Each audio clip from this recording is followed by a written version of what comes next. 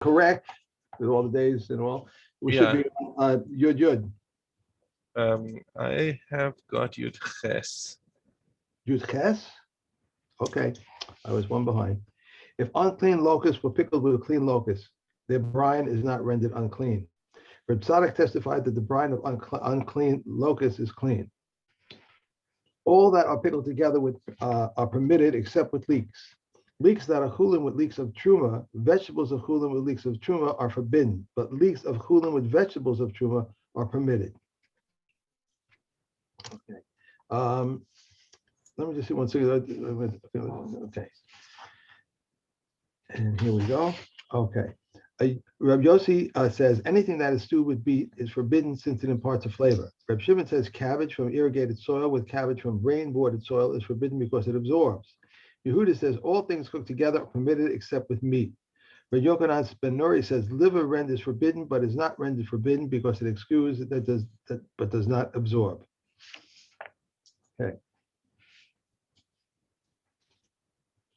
Hold on, sir. This is wait. No, you okay? So you went one ahead while I was busy trying to sort out my computer screen over here. Okay. So three. So Yud Aleph is where we are starting off for today. Let me just open up Yud Aleph. Okay. Right. So Yud Aleph is Rabbi Yossi. Yeah. Okay. Okay. Rabbi Yossi Omer kol nishlakim im hatradim asurim. So whatever is cooked with spinach. Beets, spinach, I beets.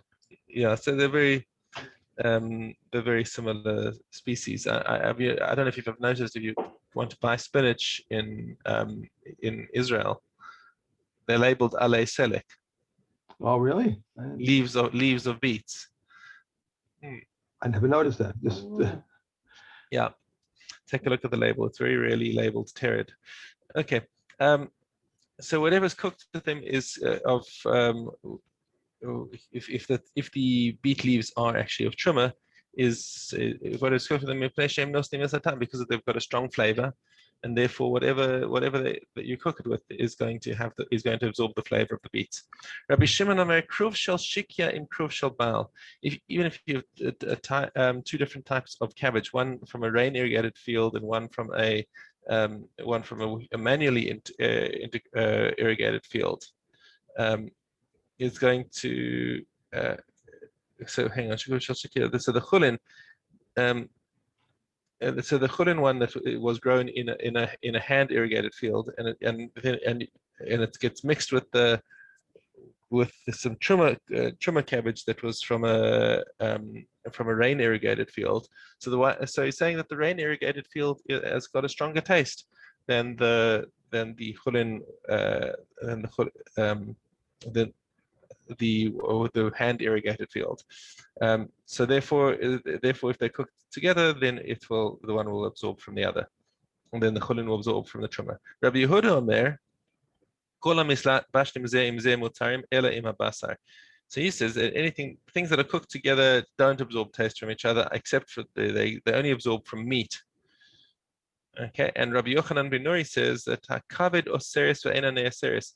The liver itself, because it's so full of blood, if you're cooking liver, it will exude the blood, and things that are cooked with it will become aser. But if you cooked, say, truma or any other kind of isser in the pan with the liver, it would not absorb from it because it's constantly exuding blood. Okay, and the footnote here is that every one of these opinions in this Mishnah is rejected. They're all deus yachid according to Rambam. This whole Mishnah is not lahalacha. Okay, and in fact the liver that gets cooked, you're not allowed to eat it at all, and it will aser everything that's cooked with it because it's so full of blood. You've got to get rid of the blood from the liver before you're allowed to cook it. So that we do by grilling it, right. So that the blood can drip out into the fire, and then it can be mutter. But if you actually cook it inside a pot with all of its blood, it will become aser because now the blood never had a chance to come out. When you're saying grill it, do you mean grill it like on a, I don't mean a barbecue grill or some kind of oil? Barbecue. You can't put it like in a skillet and do it that way or anything. Yeah, as long as the blood can drip out. Like if you put it onto a skillet. What exactly is a skillet? Maybe Like a frying pan. no, that's no good. That's You no can't good do it. because then it'll be Sitting in it, right? in its own blood. What if you put it on a grid inside the oven or something like that, a dripping pan, so it's got Right. to Okay. have holes. Whatever you're putting it on has got to have holes so that the blood can drip through. Right. Okay. I don't eat liver, so. Oh, okay. I rather like it. And my wife does also. I put her on the other side of the table though. With the herring. Beitza. Okay, an Beitza. egg. Beitza nishbashla betavlin asurin. The egg was cooked inside prohibited spices. So for example, if it was tevel or if it was something that had been used for avodah zarah or something like that. Afilu chelmon shela asur. Even the yellow becomes asur. Because eggs are absorbent, even though they've got a shell around them. You've seen what happens to a cholent egg. Right. It goes brown. Right. The shell is porous, and the taste gets through it. So kal v'chomer, the white part of the egg is going to become aser. And also the water that was used for cooking truma vegetables and or to pickle truma vegetables, asurim lazarim. So even the water, the brine, is going to be asur to non-kohanim because it's going to have the taste of the truma in it. Aside from this, I have never seen brown eggs here.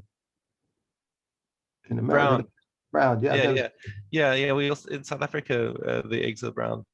Yeah, I don't know. I wonder why. But, yeah. Maybe something to do with the diet that they feed the chickens. Okay. Right. Yud Aleph Aleph.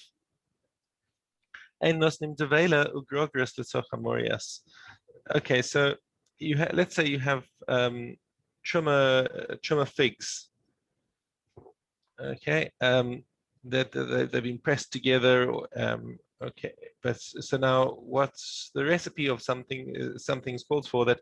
Morias is a fish brine. So why would you put these things in? Apparently, it's part of the recipe is to put the things in. They give a bit of flavor, and you take them out. Okay, because what he does it is he puts apparently the recipe calls for putting the figs into the brine, and then you squeeze them out to give the flavor of the fig, I guess, and then you toss out the fig. So that means that you're mafsid, you're destroying the truma. Mm-hmm. Okay, so because it's destroying the truma, that's asr to do. Aval nosnin es hayayin lemurias, but he can put truma wine into the fish brine. Why? Because that's going to be consumed along with the fish. Be'ein mefatmin es hashemen. You're not allowed to take truma oil and spice it. Now, what's mefatmin es hashemen? So you put shemen shel truma b'samim shel churin. Because the spices, the spices that you put into the wine start to absorb the oil, and you don't consume them. You consume only the oil that's left, but the spices have absorbed some of the truma oil, and that's going to be thrown out. Mm-hmm. Or alternatively,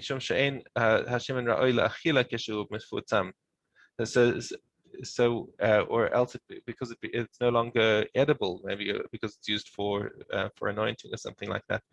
But at any rate, because there's going to be some loss of the shemen truma, that's prohibited. However, you can make mulled wine. That's one of my favorite recipes for Purim is to make mulled wine. Unfortunately, I didn't get to make it this year because I was the only person apparently at the Purim table who enjoyed it. So I had these 2 bottles of yummy spiced wine, which nobody else was having. And it was a little bit too much even for me. What kind of spice do you use? What spice do you use? A lot of different spices. It's Really? a Jamie Oliver recipe. I don't know Jamie Oliver. He's a British master chef. I have to look spice wine, see what he says. So it's like it's got cinnamon and star aniseed and clementina peels. All Good. it's a whole big spiel that you got to fry this all up and then cook it in, and then cook a bit of the wine, because you can only cook a little bit of the wine because that removes the alcohol. Right. And then once you've made this syrupy thing with all of the different spices, then you pour it back into the bottle. Jamie, Oliver. Okay, I remember that. Yeah. Look it up. See, Mhm. try that. All right. So Rabbi Yehuda. Okay. So hold on, hold on. We haven't finished yet. So you can make. So you are allowed to make the mulled wine, the Yenomlin. Let's just see how he talks about Yenomlin. Right, so you put all sorts of spices in. Okay, Ein mavashlim yayin shel truma. You're not allowed to make mavushal wine from truma wine, because mipnei shehu mamito, because it reduces the quantity. Okay, and also it boils off some of the alcohol. Rabbi Yehuda matir mipnei shehu mashbicho. He says no, if somebody likes it, because yayin mavushal is sweeter. Because probably because you boiled off some of the alcohol, and therefore he says it is permitted, but the halacha does not follow Rabbi Yehuda here. Okay. Okay. I didn't know that. Makes it sweeter. All right. I have tests. Gimel.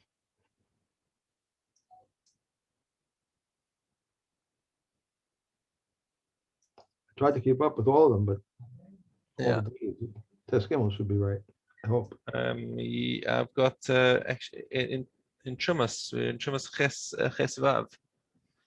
We get the Kesvav. How do we get the Kesvav? Yeah, Ches Vav.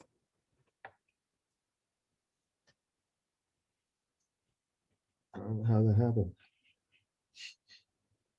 All right.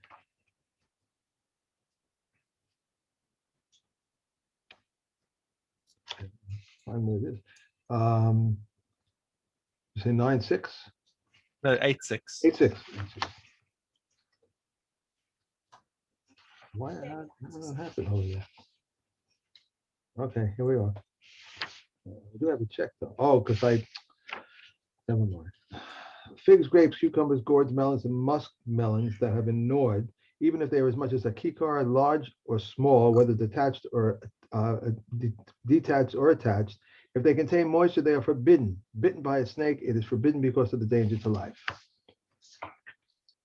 A wine strainer is forbidden because it is uncovered. Nekamia permits this. If a doubt of uncleanness arose concerning a jar of truma, Reb Eliezer says if it was lying in an exposed place, it should be put into a hidden place. If it was uncovered, he should cover it. But Reb Yeshua says if it lay in a hidden place, he should put it in an exposed place. And if it was covered, he should uncover it. And Gamliel says let him do nothing new about it. Could you go back to hey, I want to ask you a question about this. Sure. Rav. It says Yeah, even if there is as much as a key car, right? Right. It's so no matter how big the fruit is. So let's say you've got this massive watermelon. Oh and no, it's got one. no, I was thinking something else. We call a turnabout a key car. Yes, that's right. So how do the two? A kikar is a loaf. Kikar, what is it? No, you asked me about why the words are the same. The kikar is it's a square. Is it a square? I'm not sure actually what the original usage of the word is, where everything else derives from. But you have a kikar of bread. You have a kikar as a measure of volume. You have a kikar as you know, as the city square. I guess you'd have the city square, or with the traffic circle. Right. Okay. I know. Sorry, especially when you're in a rush. No worries.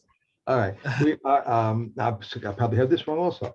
I have, we are on Shavias, Yes. Tess, Tess Vav. Well, I'm in Ches Hay. Oh, You got no, you're right. I have the tissue here and hay is checked off. I'm looking down the same page. Okay. okay. One may not give a well digger, bath attendant, a barber, or a sailor, but one may give a well digger to drink, or to all one may give as a gift. Figs of the seventh year may not be laid out on a drying floor, but they may be laid out on an empty site. One may not tread grapes in a wine press, but one may tread them in a kneading trough. And one may not crush olives in an olive press or in an olive crusher, but he may crush them and put them in a small olive press. Reb Shimon says he may even grind them in an olive press and put them into a small olive press.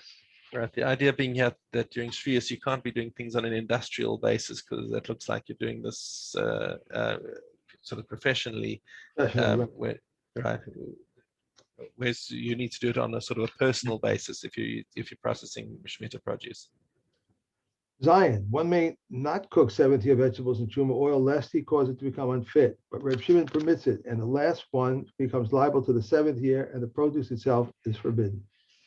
Right, which means that when you're trading, let's say I have truma produce which I can sell to you, so then I get the money, and you've got the truma produce. So now that money that I've got is attached to has Kedusha Shvius.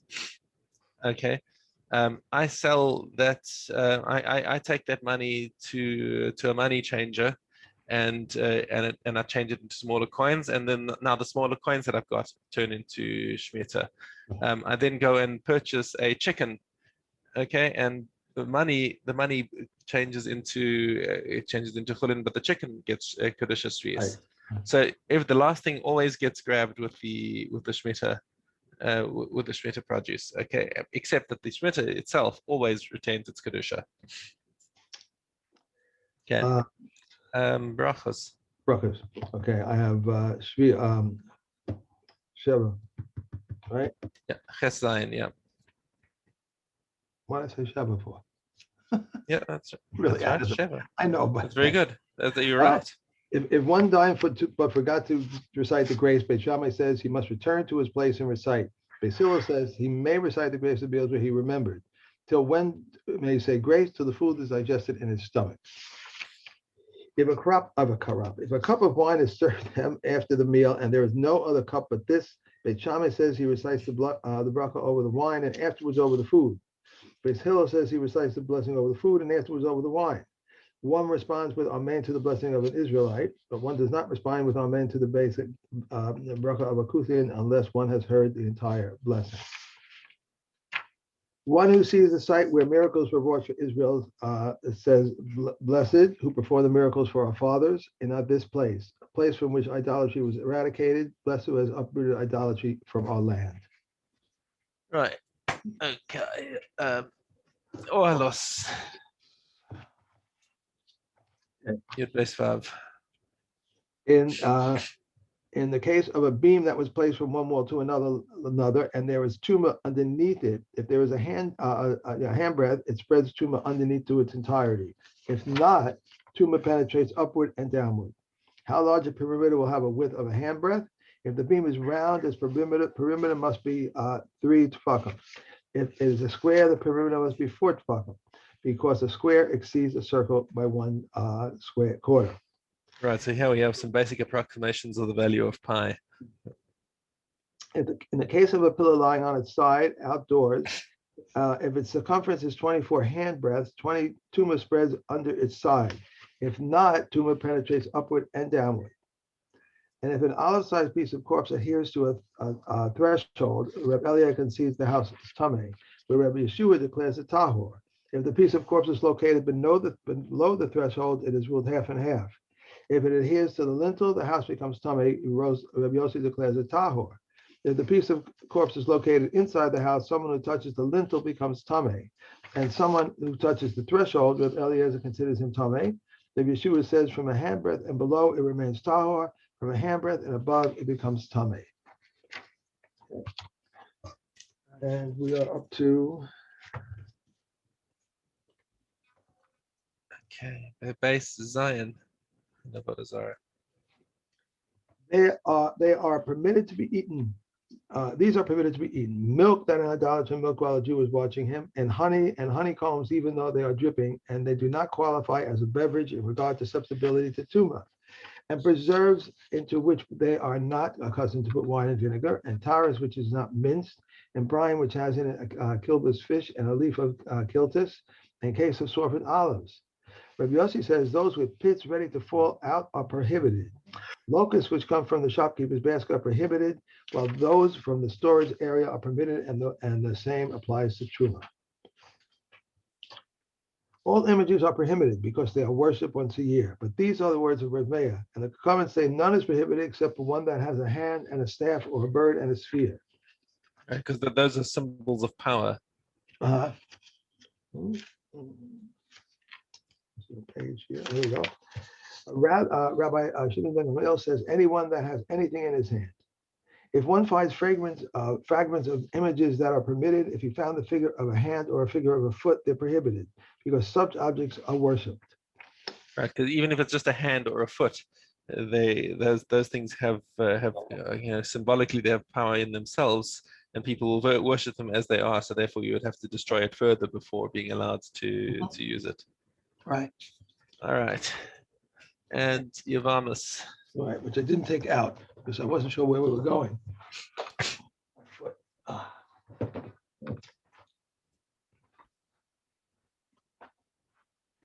Okay, should be number 1.